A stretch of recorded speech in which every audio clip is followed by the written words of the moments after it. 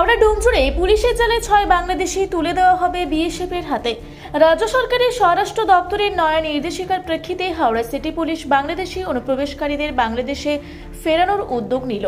গতকাল রাতে ডোমজুর থানার অন্তর্গত বাঁকড়ার মুন্সিডাঙ্গা থেকে 5 জন এবং রাজীবপল্লী থেকে 1 জন বাংলাদেশিকে আটক করে ডোমজুর থানার পুলিশ।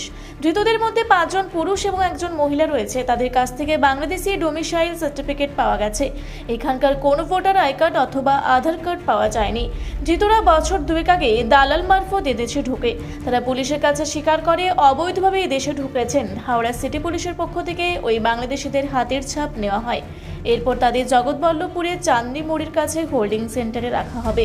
প্রশাসন সূত্রে খবর, পরে তাদের বাংলাদেশে ফেরত পাঠানোর জন্য সীমান্তরক্ষী বাহিনীর হাতে তুলে দেওয়া হবে। জগৎবল্লভপুরের বিজেপি বিধায়ক অনুপম ঘোষ বলেন, মুখ্যমন্ত্রী বলেছিলেন বাংলাদেশি ধরা পড়লে তাদের খাইয়ে দাইয়ে সীমান্তরক্ষী বাহিনীর হাতে তুলে দেওয়া হবে। প্রশাসন সেই নির্দেশ কার্যকরী করছে। তিনি এতটা দাদা তুই দেবু তুই না বানা সে মোতাবেক আমরা দেখছি গত কয়েকদিন ধরে ডোমজুর জগৎবল্লভপুর এলাকায় বেশ কিছু বাংলাদেশি তাদেরকে ডিটেক্ট করা গেছে এবং তাদেরকে ডিটেনশন ক্যাম্পে পাঠানোর নির্দেশ দেওয়া হয়েছে এবং সেখানে নিয়ে যাওয়া হচ্ছে। কি বলবেন? না, আমাদের মুখ্যমন্ত্রী ইতিমধ্যেই বলেছেন যারা বাংলাদেশি যারা অবৈধভাবে এখানে বসবাস করছেন তাদেরকে ভালো করে খাইয়ে পেট ভরে খাইয়ে তাদেরকে বর্ডারে বিএসএফভাবে তুলে দেওয়ার জন্য আমাদের কাছে পরিষ্কার একদম সরকারের একটা নির্দেশ যে যারা বাংলাদেশি বা যারা অন্যান্য দেশ থেকে এসে এখানে আছে, আমাদের ট্যাক্সের টাকায় এখানে চিকিৎসা, আমাদের ট্যাক্সের টাকায় বিভিন্ন পরিষেবাগুলো সেগুলো কেন অন্য দেশের লোকেরা পাবে? এখানে সরকার তার স্ট্যান্ড ক্লিয়ার করে দিয়েছে।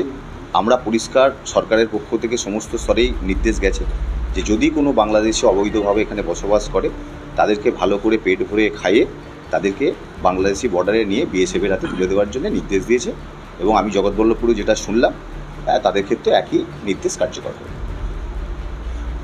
আপনারা কোথায় ছিলেন বৌদি? কোথায় ছিলেন এতদিন? ও বৌদি কোথায় ছিলেন?